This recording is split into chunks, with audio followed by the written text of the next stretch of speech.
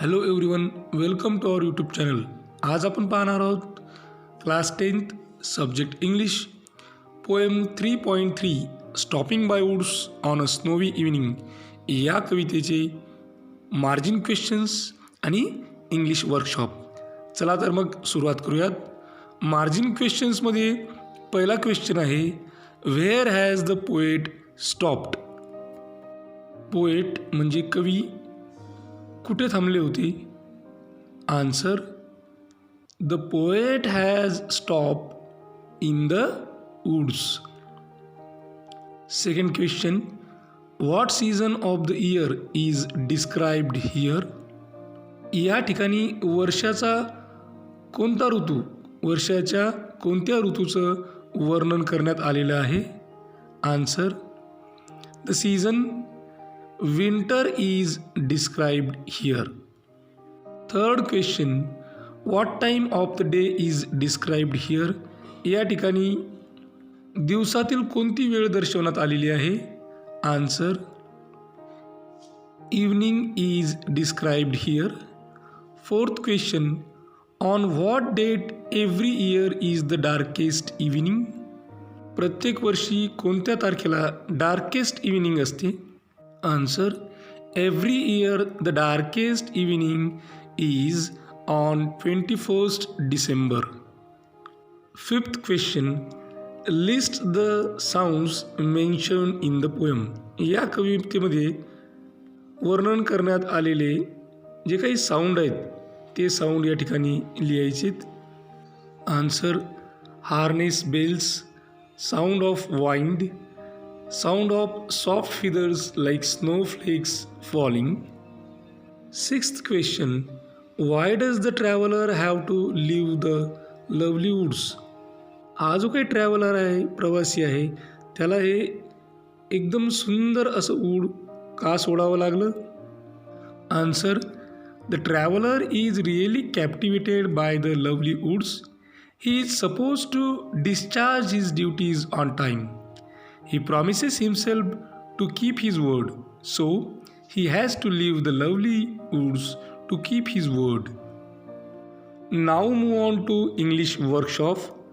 First activity, put correct mark in front of true statement and cross mark in front of false statement. A. The speaker stops to watch rain falling among the trees. This is a false statement. B. The owner of the woods is known to the speaker. This is true statement. C. The horse is worried about the cold and wants to keep going. This is a false statement. D. The speaker doesn't emphasize upon the beauty of woods he is passing through. This is false statement. Second activity, find out line or lines from the poem as a proof for the following explanation. खाली काही स्पष्टीकरण दिलेले आहेत, त्यांचा पुरावा म्हणून कवितेमधून काही ओळी शोधून आपल्याला या ठिकाणी लिहायचे आहेत. A. There is no one to catch the speaker trespassing. या एक्सप्लेनेशनसाठी पोएममधील लाईन्स आहेत. He will not see me stopping here to watch his woods fill up with snow. B. The little horse draws his master's attention and the proof for this explanation, he gives his harness bells a shake to ask if there is some mistake. C.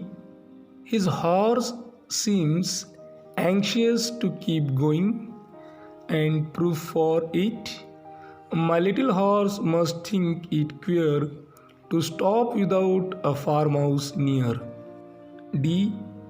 The speaker prefers to stay but is forced to move onwards, and the proof for it, but I have promises to keep and miles to go before I sleep.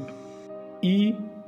The poem is set in the bygone era, and proof for it, He gives his harness bells a shake, shows that the poem is set in the bygone era. Third activity, the poem is believed to have a reference to the poet's life itself. What could the following signify? Choose from the bracket below.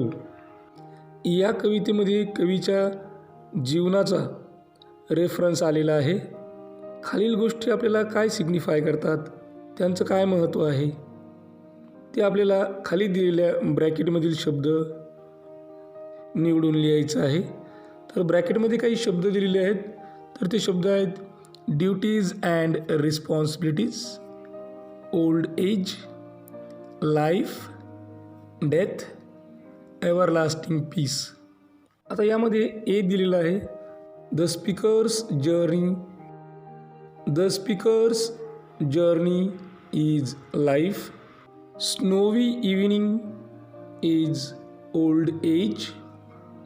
Third, lovely deep dark woods is everlasting peace. Fourth, promises. Promises are duties and responsibilities. Fifth, sleep. Sleep is nothing but death. Fourth activity, tell whether the rhyme scheme of the following stanzas is right or wrong. की खाली दिलेल्या कडव्यांची rhyme scheme ही बरोबर आहे की चुकीची आहे ते सांगा, आणि जी राईम स्कीम चुकीची असेल तिला करेक्ट करून लिहा. ए स्टांजा 1 आणि राईम स्कीम आहे ए ए बी ए. ही राईम स्कीम राईट आहे, बरोबर आहे. स्टांझा सेकंड, राईम स्कीम या ठिकाणी दिलेली आहे बी बी सी बी, तर ही चुकीची राईम स्कीम आहे. आणि स्टांझा 2ची करेक्ट राईम स्कीम आहे A A B A. C stanza 3 आणि स्टांझा 3ची राईम स्कीम दिलेली आहे सी सी डी सी. ही सुद्धा चुकीची राईम स्कीम आहे आणि करेक्ट राईम स्कीम आहे A A B A. D stanza 4 आणि त्याची राईम स्कीम दिलेली आहे डी डी ई डी. ही चुकीची राईम स्कीम आहे आणि करेक्ट राईम स्कीम आहे A A A A. Fifth activity, give your own rhyming words for the following. खाली काही शब्द दिलेले आहेत, तर या शब्दांना तुमच्या मनाने रायमिंग वर्ड्स लिहायचे आहेत.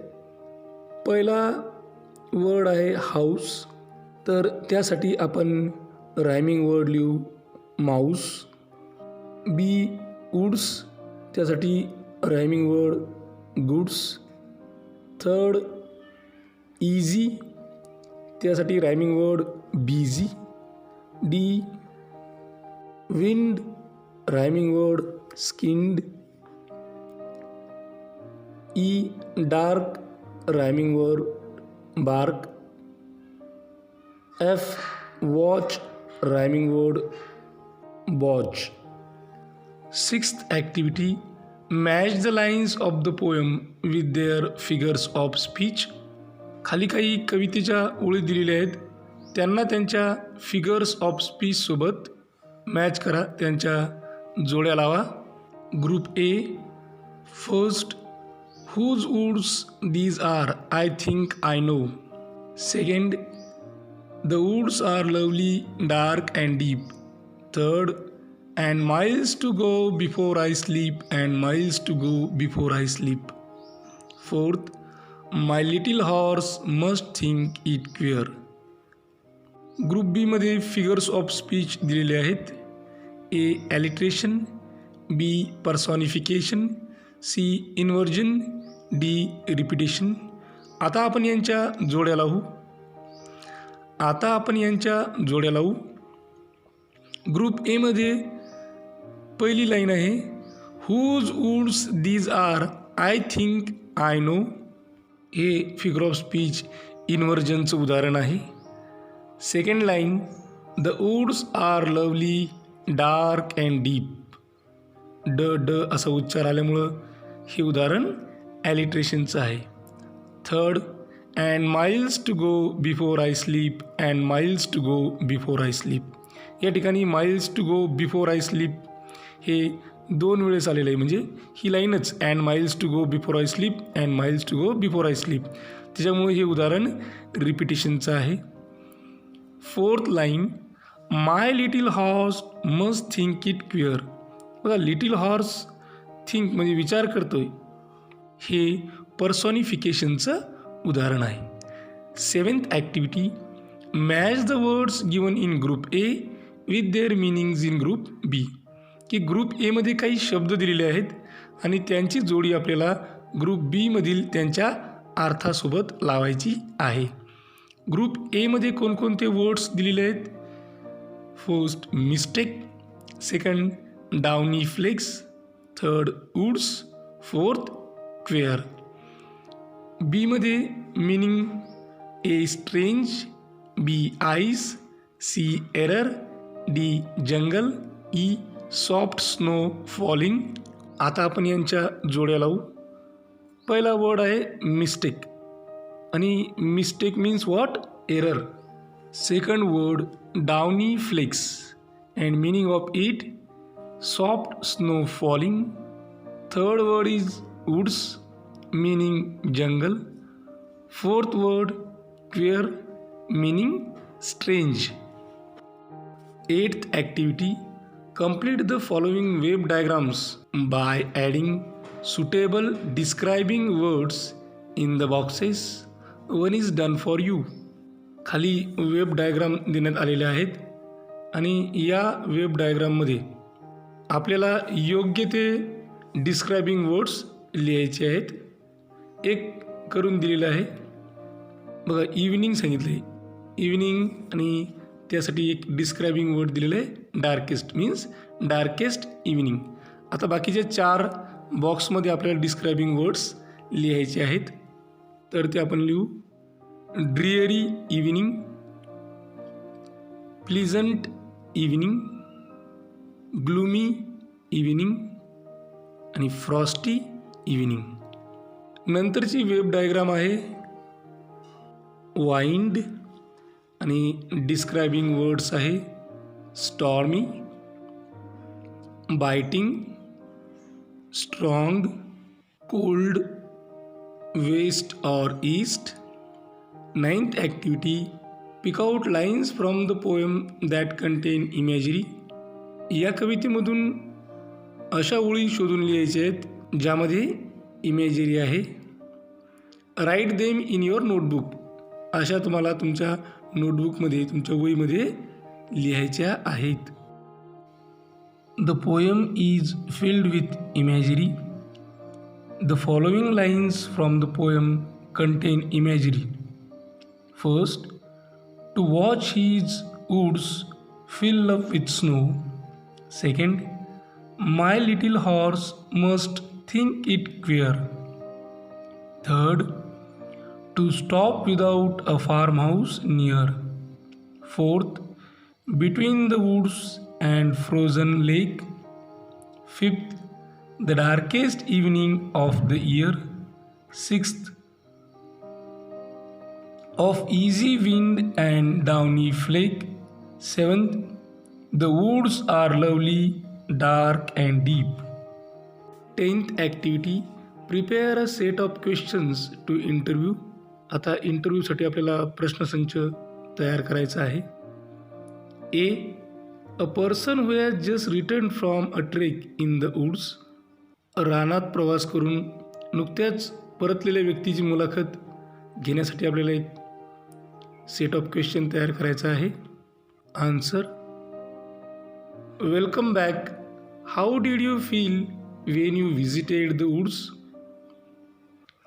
What was the purpose of your visit? Did you take any precautions while roaming in the woods? Which strange or rare things did you find in the woods? Did you come across any wild animals? What was your feeling then? How did you manage to get your food, water and other essential things? What difference did you find in the woods and the place where you live? Were you able to fulfill your expectations from this visit?